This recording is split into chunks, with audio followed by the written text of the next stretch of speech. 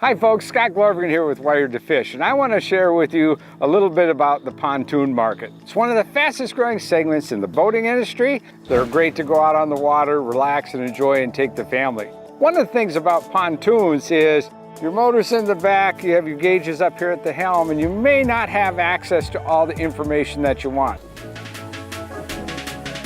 One of the things you want though, as opposed to keeping the phone in your pocket, you want to have it up where you can see it. And what I have here on the dash is it's called a rock mount, so you can use it while you're navigating with the pontoon. A couple things to be aware of. I like to have it always powered up. So I've got the smartphone charger plugged into the USB port, so that way I've always got power to my cell phone.